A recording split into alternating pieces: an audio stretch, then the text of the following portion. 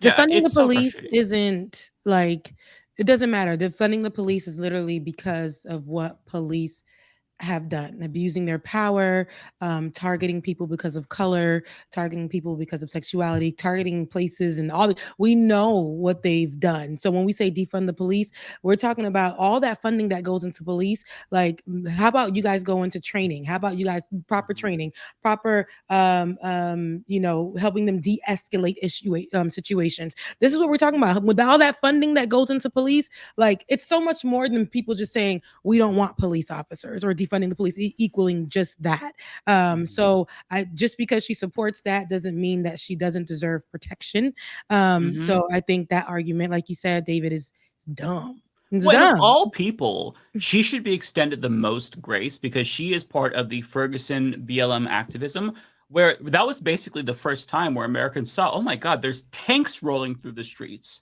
Like, tanks! That should say, wow, maybe they have too much money. Maybe they've militarized them too much. And rather than taking all of this money and just giving them tanks now so they can abuse the citizens, what if we instead took some of that money, put it into mental health, so that way they're not also being mental health counselors, put it into healthcare, so that way they're not dealing with health crises such as drug overdoses and whatnot. Like, we call the police for every fucking thing in this country. What if we took some of those things that they're doing and outsource it so the police aren't like the end all be all for every single societal issue? That's what defund the police is. This has been explained. Cori Bush has explained this. You can look at the legislation that she sponsored and co-sponsored. People know what Cori Bush means when she says defund the police. And at this point in time, if people are trying to smear her and make it pretend as if, oh, just she wants anarchy, you're just being bad faith. That's what it is. That's what it comes down to. Oh, absolutely. And the other thing I wanted to say is that when it comes to what you were talking about earlier with defund the police and all that, a new study just came out from the University of Toronto in Canada showing that there's no correlation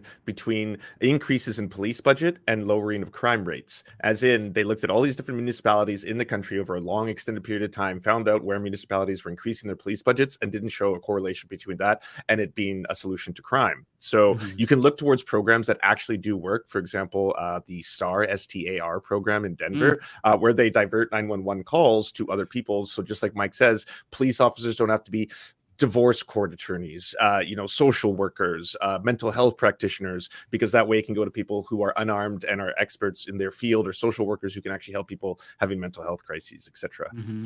Yeah, exactly. That's a perfect example. Mhm. Yeah, I'm so Also, sick I of the mean, bad faith bullshit. you could defund security if they aren't doing their job correctly by Yeah. just firing your security. Yeah. Like, A couple bad apples that's ruined why the bunch. right. That's why she supports defund the police, because when they're not doing their job, or what police are ostensibly supposed to do, but they don't in our society, because of what police's actual job really is. Defunding them is the equivalent to firing someone for not doing their job. Yes. Right. Yeah, no, there can't be any accountability. If you criticize the police, you love crime, you want anarchy. That's where we're at with political discourse. Nobody can actually engage with the substance. It's got to be a straw man that they argue against, because facts apparently are too scary for them. I don't know. It's just anecdotes, hysteria. I'm so sick of it. Here in New York, the police funding has gotten so out of control that in order to fill our subway systems with police officers who stand around like penguins huddled in groups, scrolling on their phone all day, in order to pay for that, our public libraries are closed on Sundays now. So in New York, defunding the police would simply mean, to me, reopening our libraries on Sunday and pulling some of those extra shifts police officers are taking and getting halftime, double time pay, whatever it's called. That stops. To me, that's what defunding the police would mean in New York City right now. Reopening libraries for kids and not paying police officers to stand around in circles in the subway system while they scroll on their phone.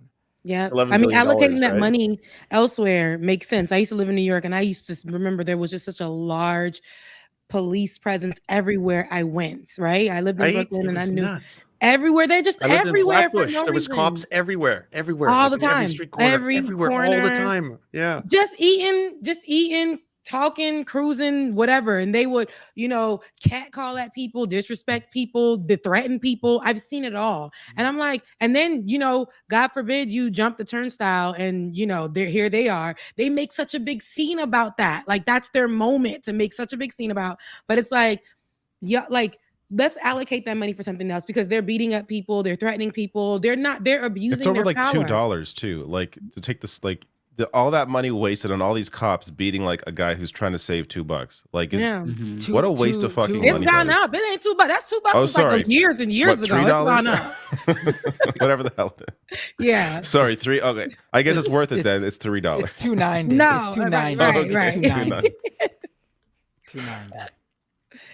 But no, so whatever's happening there, though, with people like Cori Bush and whoever else needs that, like, Ilhan Omar, anybody who's out there who already has been attacked for speaking up for anything. We know the threats are large. We know what they can do. We know that these are our representatives at the end of the day. So the same security that the other ones get, and they incite riots and domestic terrorism attacks and stuff. So the same security that they have does not mean, like, it should be the same that everybody has across the board, especially as a representation. Also, yeah, you brought up a good point, because like TYT segment, they were mocking the idea that I guess you're allowed to be safe if you could have the money to hire private security.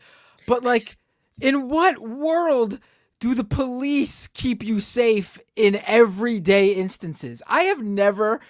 Listen, I'm not black. I'm not Hispanic. I'm not. There's no reason for.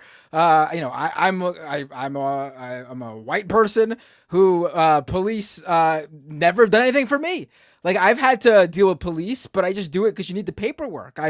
In fact, I've talked myself out of so many police encounters. Like, when I was in high school, man, white privilege. That's how I learned that it was real. I had friends who were like, "How did you do that, Lance?" I was like, basically, the last time I actually called the police was over 12 years ago now. My car was stolen in 2011, and in order to prove that anything that car does illegally is not my fault, you have to make a police report. So I had to call the police.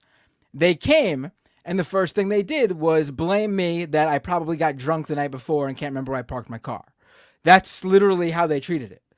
I wasn't expecting them to find my car, but I also wasn't expecting them to, like, of course they're not going to drop everything to do everything they got, like everything to find my car. They got more important things to do, like stand around in the subway station. So I just needed the paperwork so I wouldn't be held liable for whatever the person who stole my car does with my car. A couple of weeks later, I ended up finding my car by myself on the other side of the borough. And the reason I found it was because the person parked it after they went for their joyride or whatever in their no parking zone. And the wonderful police officers who give tickets didn't think anything weird about it and just gave the car a ticket every single day for the whole week. Didn't run the plates through to see if it was stolen because it was abandoned on a block that no one was allowed to park on. They just wrote a ticket for it every single day. It's because they've been defunded, Matt. That's all they can do now. Right. And when they write that ticket, it does go through a system. And so I would just check the system every day, and eventually the ticket started popping up in the system. You would like run your license plate and see, oh, you got these tickets, and the ticket tells you where the car was parked when it got the ticket. So I called someone up to give me a ride to where my stolen car was sitting full of tickets.